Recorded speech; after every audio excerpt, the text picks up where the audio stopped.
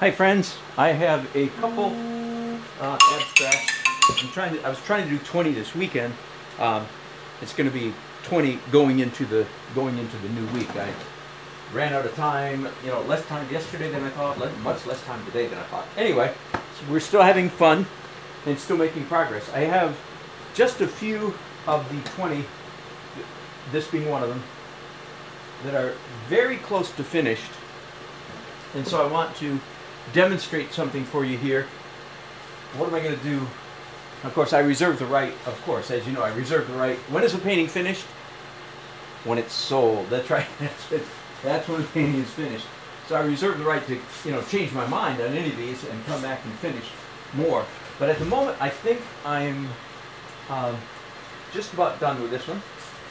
And but the last thing I'm going to do is give it a layer of clear acrylic medium for several reasons. One is it'll help protect it from being scratched a little bit, and it'll give it a uniform sheen over the whole thing. I feel like that's really important. Is the whole painting, it doesn't have bright spots or shiny spots and dull spots. Same thing is true, by the way, for representational paintings, but of course most of mine are done in oil, so doing a final coat on those is a little bit trickier. Sometimes I'll use liquid to do that. But anyway, having a painting that is uniform, shiny, dull is, all satin, all matte, or all glossy, as long as one or the other.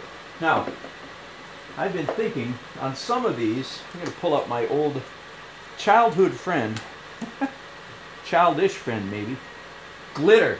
Now this is, I'll defend myself this much by saying that it's a high quality glitter. It's not exactly the stuff that many of us used, in third grade. It's very, very, very fine. You can't see it. You only see it when it catches the glint of the light. So I think that's a finished painting. Let me show it to you straight on. I know now it's just completely shiny, glary. I don't know if I can give it to you from a different angle. There we go. So that's kind of what it looks like. No, that's exactly what it looks like. And if you want to stick on. If you want to stick around for another second, I'm going to pick up another painting. And by the way, just again, for what it's worth, the amount of glitter that I just put on that painting was minimal. That's sort of one of those things I feel like I can get away with a little bit. I don't want it to look like, I don't know what, cheesy. I don't want it to look, and glitter can get really cheesy really quick.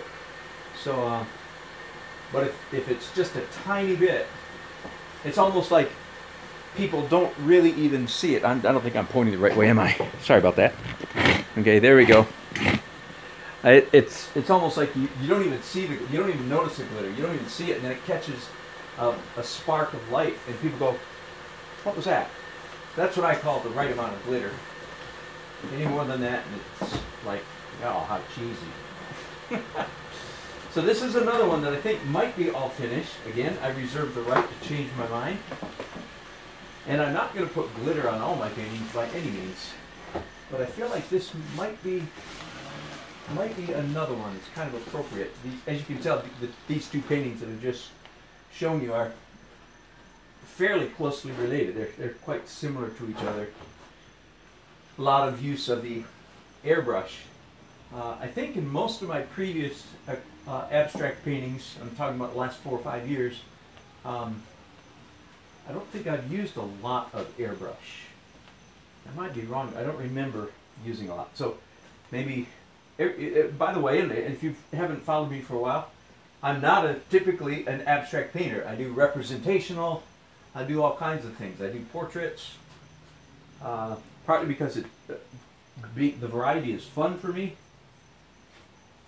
Doing a wide variety of things is enjoyable. There, that's probably enough. And it's also educational. Everything I do informs everything else I do.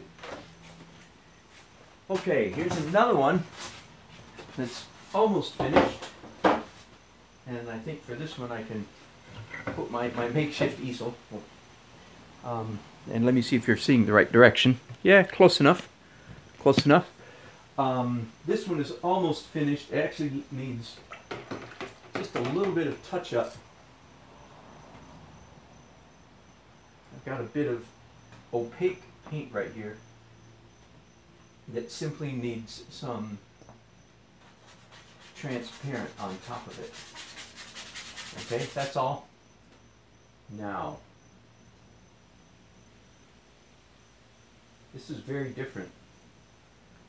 I mean, all of our paintings are very different, but this one is different. Let me bring you in close so you can see what this looks like, and you can help me decide if you like it or not. If you don't, just keep it to yourself. I'm kidding. Anyway, that's the design is based on Edgar Payne's cross composition, or T, or right angle composition, and it ended up looking very much like a, because of the ratios, it looks like a traditional Latin cross, which wasn't my initial original goal, but I'm fine with that. I'm